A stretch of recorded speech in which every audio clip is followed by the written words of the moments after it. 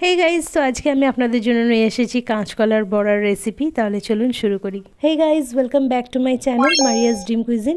If you are new to my channel please don't forget to subscribe. তো প্রথমেই এখানে আমি দুটো কাঁচকলা নিয়েছি, একেবারে ফ্রেশ কাঁচকলা। তারপর কাঁচকলাগুলোকে এইভাবে ছোট ছোট টুকরে কেটে নিয়েছি। তারপর দুটো আলু নিয়ে এইভাবে কেটে নিয়েছি। এখন আলুগুলোকে প্রেসার কুকারে দিয়ে দিচ্ছি, সেই সাথে কেটে ধুয়ে রাখা কাঁচকলাগুলোও দিয়ে দিচ্ছি। তারপর দিয়ে দিচ্ছি জল, এটাকে সেদ্ধ করে নেব।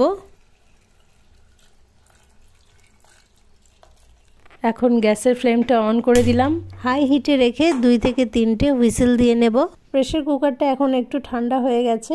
চলুন এখন ঢাকা খুলে দেখে নিই আলু আর কাঁচকলা সেদ্ধ হয়েছে কিনা। তো এই যে দেখুন, কাঁচকলা তো খুব ভালোভাবে সেদ্ধ হয়ে গেছে, সেই সাথে আলুও।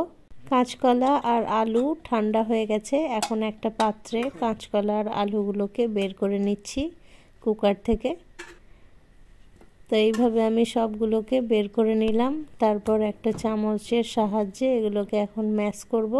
অবশেষে আমি হাত লাগিয়ে নিয়েছি, এখন হাতে করে এই কাঁচকলাগুলোকে ভেঙে নিচ্ছি।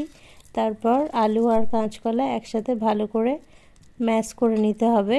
এই যে এখানে আমি ম্যাশ করে নিয়েছি। এবার দিয়ে দিচ্ছি একেবারে ছোট চা চামচের 1 চামচ লবণ। তারপর দিয়ে দিচ্ছি একদম ছোট চা চামচের 1/2 চামচ লঙ্কা গুঁড়ো, 1/2 চামচ জিরের গুঁড়ো।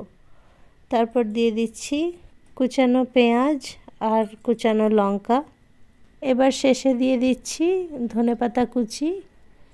ধনেপাতা কুচি দেওয়ার পর এবার সবগুলো ইনগ্রেডিয়েন্টসকে আমি হাতে করে ভালোভাবে মেখে নিচ্ছি।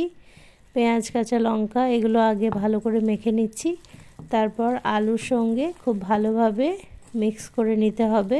আলুটা খুব ভালোভাবে মেশানো হয়ে গেলে এখন আমি 4 টেবিল চামচ বেসন দিয়ে দিচ্ছি এই আলুর মধ্যে। বেসনটা দেওয়া হয়ে গেছে, এখন আলুর সঙ্গে বেসনটাকে খুব ভালোভাবে মাখিয়ে নেব। তারপর এই যে দেখুন, খুব ভালোভাবে মিক্স করে নিয়েছি।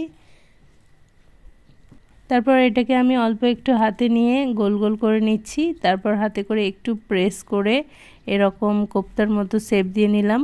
তো এখন আমি একটা ফ্রাইং প্যানের মধ্যে অল্প তেল দিয়ে ফ্রাইং প্যানটা ভালো করে গরম করে নিয়েছি। তারপর এই যে বানিয়ে রাখা কোপ্তাগুলোকে একটা একটা করে দিয়ে দিচ্ছি ফ্রাইং প্যানের মধ্যে।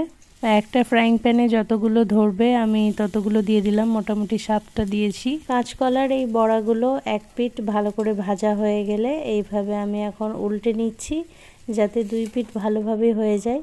তো সবগুলো আমি এখানে উল্টে নিয়েছি, এবার সার্ভ করে দেখাবো। সো এই যে দেখুন, কাঁচকলার বড়াগুলো ফাইনালি ভাজা হয়ে গেছে।